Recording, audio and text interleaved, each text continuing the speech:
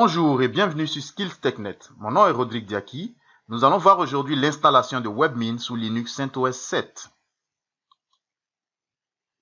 Notre présentation va s'articuler autour de 4 points.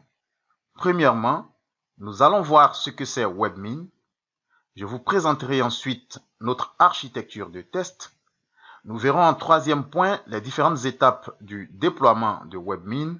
Et enfin, nous verrons la mise en œuvre pratique de WebMin dans un environnement VMware Workstation. WebMin est une interface web sous licence BSD. Il permet d'administrer simplement un serveur Unix Linux à distance via n'importe quel navigateur web. Développé en Perl, WebMin permet de gérer la majorité des serveurs contrôlés par les administrateurs, à savoir Apache, Postfix, SendMail, Samba, FTP, MySQL, PostgreSQL, SSH, Bind, etc. En fait, toute la panoplie de serveurs que l'on peut trouver sur Linux. Il permet également la gestion des utilisateurs, des groupes, des droits, des disques, des logs, des clusters, des systèmes de fichiers, etc. C'est donc un puissant outil vivement conseillé aux administrateurs système Linux. Notre architecture se présente donc comme suit. Elle est composée de deux serveurs, un serveur Linux CentOS 7 sur lequel nous allons déployer WebMin, un serveur DNS qui a été configuré sous Windows Server 2012 R2 et un poste Windows 10 à partir duquel nous allons accéder à l'interface web de WebMin. Le DNS va nous permettre de résoudre le nom de domaine webmin.com afin de pouvoir afficher cette interface web. Rappelez-vous, le DNS a été mis en œuvre lors de la réalisation de la vidéo VLI 006, configuration du serveur Apache HTTP Server sous Linux CentOS 7. Nous verrons également l'utilisation des outils d'administration que sont PuTTY et WinSCP au cours de cette présentation. Ces outils ont été déjà déployés lors de la vidéo VLI 008, présentation des outils d'administration Linux, WinSCP et PuTTY. Évidemment, vous trouverez ces vidéos sur notre site internet skills-technet.com. Notre déploiement va donc se faire en 5 étapes. Premièrement, nous allons configurer notre serveur DNS afin de gérer le nom de domaine monwebmin.com, qui est un nom de domaine fictif qui n'existe pas sur Internet, que nous avons juste choisi à la faveur de cette démonstration. Deuxièmement, nous allons installer la dépendance Perl-net-SSL qui est une dépendance dont WebMin a besoin pour fonctionner. En troisième point, nous allons télécharger et installer WebMin. Quatrièmement, nous allons ouvrir le port 10 000 qui est le port utilisé par WebMin. Ce port sera ouvert via le pare-feu de Linux. Et enfin, en cinquième point, nous allons afficher l'interface web de WebMin via un navigateur web à partir de notre poste client Windows 10. Nous partons donc tout de suite avec la mise en œuvre de WebMin dans notre environnement VMware Workstation. Cette première étape va consister pour nous à configurer le serveur DNS afin de nous permettre de gérer le nom de domaine monwebmin.com. Ce nom de domaine sera donc utilisé comme URL lors de l'affichage de notre interface web avec WebMin. Alors, voici donc notre environnement de test dans lequel nous allons faire le déploiement. Il est constitué donc d'un serveur Windows 2012 R2 que voici. Là, nous avons notre serveur CentOS 7 sur lequel nous allons déployer WebMin. Et ici, nous avons notre poste client Windows 10. Nous allons donc configurer le nom de domaine monwebmin.com que nous vous avons présenté lors de l'introduction à cette démonstration.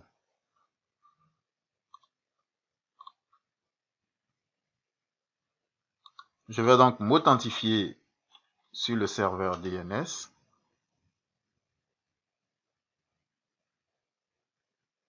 Je lance mon gestionnaire de serveur.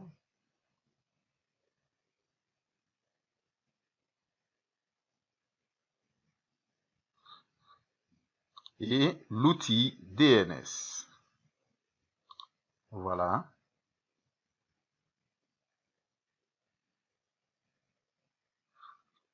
Dans la zone de recherche directe, je vais faire un clic droit, nouvelle zone, suivant, suivant. Et ici, je vais saisir mon webmin.com. Je fais suivant, suivant, autoriser les mises à jour dynamiques, suivant, terminé. Voilà, je viens donc de créer mon domaine, mon webmin.com. Et à l'intérieur de ce domaine, je vais créer deux enregistrements. Un enregistrement de type A qui va représenter mon serveur Linux sur lequel webmin va être déployé. Ce serveur s'appelle serveur, donc je vais écrire ici serveur. Je peux d'ailleurs vérifier cela en ouvrant un terminal sur mon serveur directement.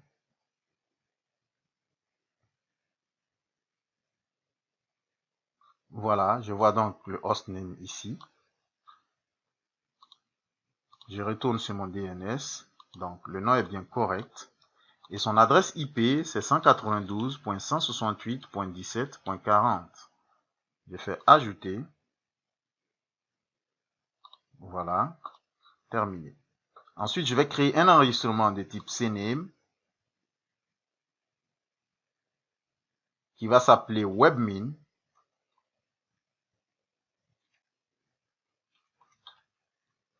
Donc, le nom FQDN de mon serveur sera donc webmin.monwebmin.com. C'est donc ce nom-là qui va constituer mon URL que je vais saisir dans mon navigateur à la fin de la présentation.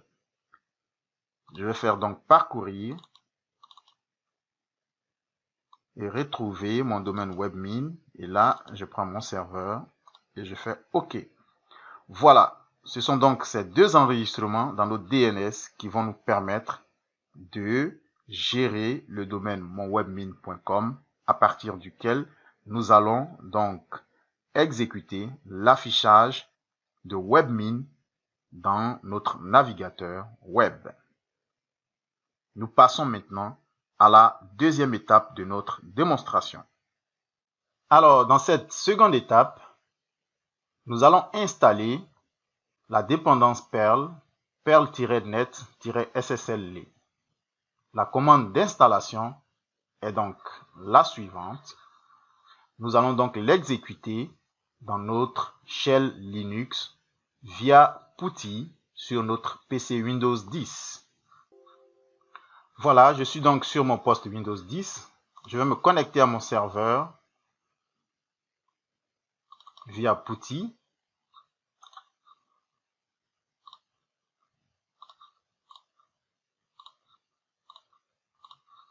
Voilà.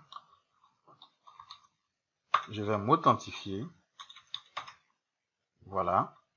Et puis, je vais copier et coller la commande, comme j'ai eu l'habitude de le faire, pour gagner du temps par rapport à la saisie des commandes Linux. Je vais donc partir dans mon fichier texte où se trouvent déjà les commandes que j'ai à exécuter au cours de cette présentation. Voilà, voici donc mon fichier. Je vais copier la commande et je vais la coller dans mon shell via PuTTY. Voilà. Alors, je rappelle que mon serveur Linux est connecté à Internet, donc tous les paquetages nécessaires à cette démonstration seront téléchargés directement à partir d'Internet. Voilà, la dépendance vient donc d'être installée. Nous allons maintenant passer à la troisième étape. À cette troisième étape, il s'agit pour nous de télécharger et d'installer webmin. Cela va se faire donc à partir de la commande affichée.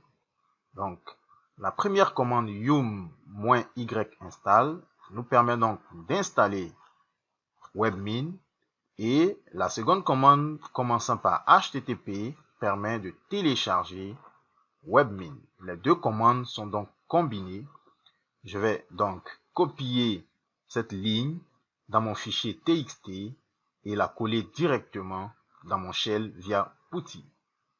Je copie donc la commande et je la colle dans mon shell Linux et je l'exécute.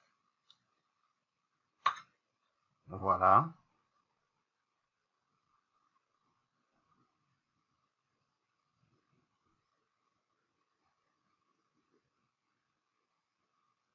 Le téléchargement du paquetage RPM démarre donc. Voilà, l'installation se poursuit tranquillement.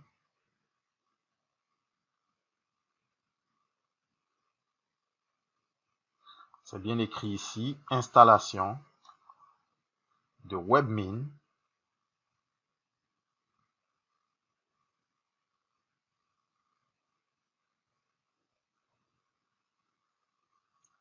Et voilà. Donc, l'installation est maintenant terminée. Nous allons passer à la phase suivante.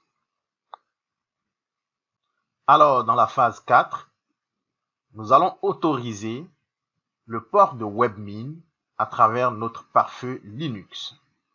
Et ce port, c'est bien le port 10 000 utilisé par webmin pour communiquer avec les postes clients qui se connectent à son interface. Il s'agit donc dans cette phase d'ouvrir ce port à travers le pare-feu Linux. L'ouverture donc va se faire avec deux commandes. La première commande qui ouvre le port et la seconde qui redémarre le pare-feu Linux. Je vais donc copier la première commande et la coller dans mon interface PuTTY. Voilà, je l'exécute. Elle s'est exécutée avec succès. Je vais maintenant copier la seconde commande qui permet de redémarrer le pare-feu. Voilà, je la copie et je la colle dans mon interface PuTTY. Voilà, le pare-feu vient donc de démarrer. Le port 10 000 est donc ouvert aux connexions extérieures. Nous passons maintenant à la dernière phase de notre démonstration. Et dans cette phase, nous allons nous connecter au serveur CentOS sur lequel nous venons d'installer webmin, et cela à partir du poste Windows 10 via un navigateur. Voilà, tel que nous l'avons donc présenté, nous allons maintenant utiliser le nom FQDN, donc l'adresse internet, si vous voulez l'URL, qui nous permet de nous connecter à notre serveur webmin, et cette partie est gérée par notre serveur DNS qui va nous permettre de résoudre ce nom en adresse IP afin de nous connecter au serveur Linux. Le port 10 000 est ici. C'est donc ce port que nous venons d'ouvrir dans le pare-feu afin de permettre les communications entre le serveur webmin et tous les clients qui se connectent. Nous partons donc maintenant pour la connexion à notre serveur webmin via un navigateur à partir du poste Windows 10. Je vais lancer mon navigateur Firefox.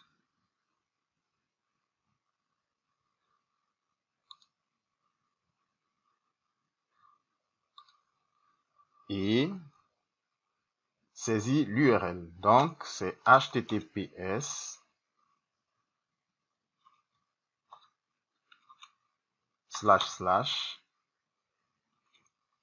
webmin.monwebmin.com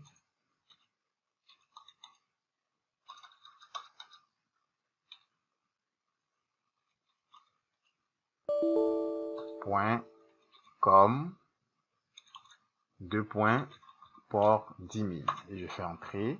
Voilà. J'ai donc ce message qui signifie que la connexion entre mon poste Windows 10 et le serveur Linux nécessite un certificat à cause de l'utilisation du protocole HTTPS. Nous allons donc contourner cette erreur en cliquant sur Avancer, ajouter une exception, confirmer, et voilà. Ici, je vais donc mettre route avec le mot de passe de mon serveur Linux. Et je fais entrer. Voilà. Notre interface WebMin s'ouvre donc sans aucun problème. Et là, nous avons donc toutes les possibilités dont nous avons parlé au cours de cette présentation et qui nous sont offertes par cette interface conviviale d'administration des serveurs Linux. Donc, dans cette liste, nous pouvons voir par exemple démarrage et arrêt des différents services. Donc voilà, vous avez ici la liste de tous les services qui sont en cours d'exécution sur notre serveur Linux. Nous pouvons donc les arrêter et les démarrer à partir de cette fenêtre. Nous avons également la possibilité de configurer le serveur mail postfixe à partir de cette interface. Voilà. Nous pouvons gérer également SSH. Nous avons également ici la possibilité de configurer un cluster. Là, nous avons tout ce qui concerne le réseau. Ici, nous pouvons exécuter des commandes comme si nous étions en ligne de commande et bien d'autres choses que WebMin est capable de faire. C'est donc une interface conviviale qui permet donc à l'administrateur de configurer de façon aisée tous les services que vous voyez listés ici. Nous avons même ici le pare-feu. Voilà. Donc ici, vous pouvez gérer le pare-feu IP table.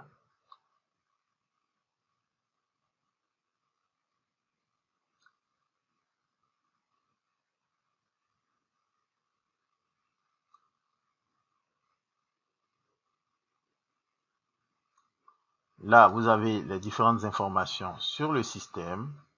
Donc la version du serveur, la version de WebMin. Là, vous pouvez programmer des jobs pour qu'ils s'exécutent automatiquement grâce à la commande cron. Ici, vous pouvez gérer vos utilisateurs Linux ainsi que les groupes.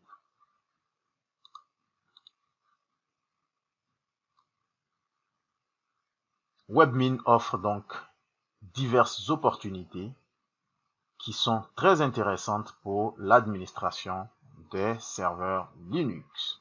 Ainsi donc s'achève notre présentation. Merci de nous avoir suivis et à bientôt pour une nouvelle vidéo.